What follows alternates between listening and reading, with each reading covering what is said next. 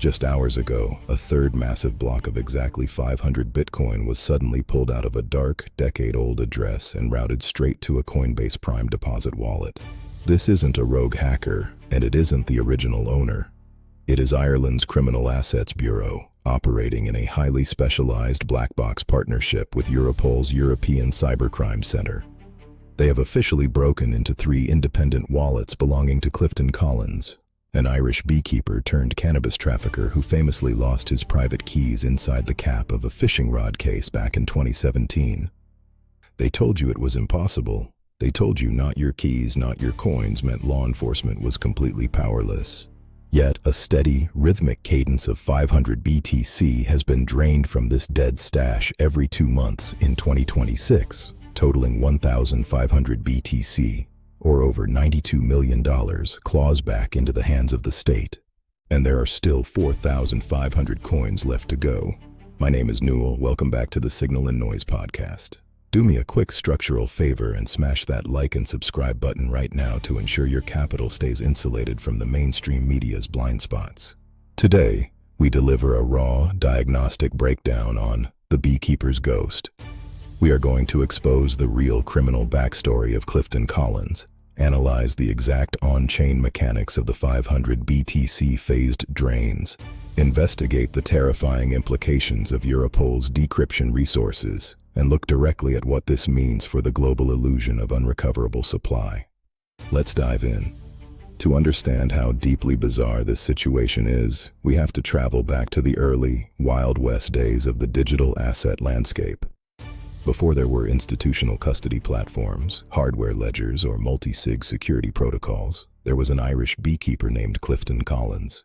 Between late 2011 and early 2012, Collins was running a highly profitable illicit cannabis cultivation operation across rented properties in County Galway. But he had a modern problem. How do you wash and store millions in cash without alerting the traditional banking system? Collins took his illicit cash and funneled it directly into Bitcoin when the asset was trading for a few dollars a coin. He systematically amassed roughly 6,000 BTC, an allocation that at today's macro valuations represents a staggering $370 million fortune. Being hyper-aware of early network vulnerabilities and deeply paranoid about security, Collins didn't keep his treasure in one place. He split his stash across 12 entirely separate, independent wallets. He printed out the private key seed material onto a single sheet of A4 paper. He then rolled that paper up, drove out to his remote rental property, and hid it inside the aluminum screw-top cap of a plastic fishing rod case. In 2017, the entire operation fell apart. Collins was arrested during a routine traffic stop when police discovered cannabis in his vehicle. He was sentenced to 5 years in prison. While he was behind bars, his landlord cleared out the rental property, threw his belongings into a dumpster, and the fishing rod case was hauled away to a massive municipal landfill. For nearly a decade, Collins's story was gospel in the crypto space. It was the ultimate cautionary tale used to prove the absolute permanence of blockchain security. Collins himself publicly stated that he had made peace with the loss, accepting that his hundreds of millions were gone forever. The entire crypto market permanently adjusted its models, marking those 6,000 coins as completely dead supply. Until March of 2026, when the dead wallets suddenly woke up. This is where we have to leave the human drama behind and look directly at the clinical, unblinking truth of the on-chain data. On Tuesday, March 24, 2026, blockchain intelligence platforms like Arkham alerted a massive anomaly. A wallet labeled Clifton Collins Lost Keys suddenly moved 500 BTC to Coinbase Prime. The market was stunned. Was Collins out of prison and secretly mining a landfill with a shovel? No. Ireland's Criminal Assets Bureau, known as CAB, announced it had successfully seized the assets. But let's look closer at the pattern of the ledger entries, because the timeline tells an entirely different story than the official press releases. The March extraction, 500 BTC drained and sent to Coinbase. The May extraction, exactly 2 months later, another 500 BTC awakens and is cleared out. Yesterday, on July 2, 2026, a third independent address is liquidated for an additional 500 BTC. This brings the current total recovered supply to 1,500 BTC, leaving exactly 9 of the original 12 wallets completely untouched. Let's apply some direct peer-to-peer logic here. If the Irish police or Europol had suddenly found a master seed phrase, a backup digital file, or a copy of that lost A4 paper, they would have drained all 6,000 coins in a single coordinated multi-sig transaction. You do not leave $275 million sitting in unvetted criminal wallets if you hold the master key. The highly predictable, perfectly spaced 500 BTC cadence proves beyond a shadow of a doubt that they are working through these wallets methodically, one by one. Each wallet is its own unique problem statement.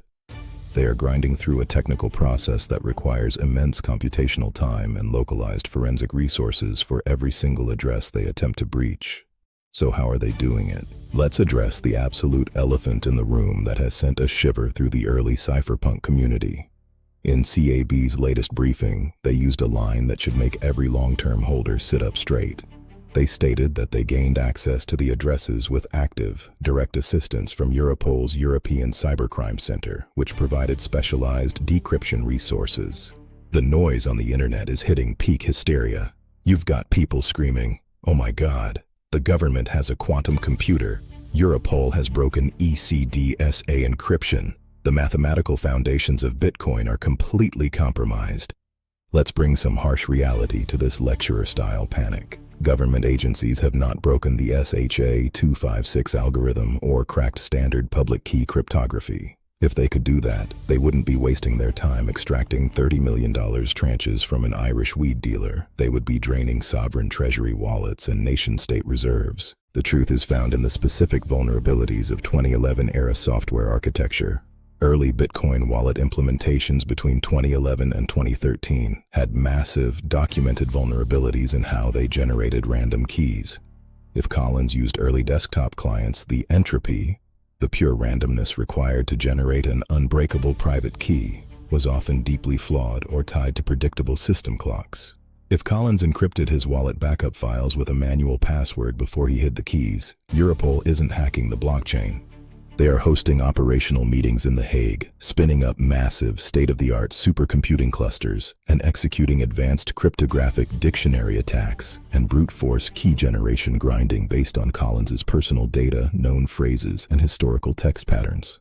By working directly with forensic specialists who map the exact source code quirks of 2011-era wallet clients, law enforcement can narrow down the mathematical search space from an infinite universe to a manageable, predictable calculation. This isn't a vulnerability in Bitcoin's modern network security. It is a stark reminder that the human element, the legacy software choices, and the historical digital footprints you leave behind are the real attack surfaces.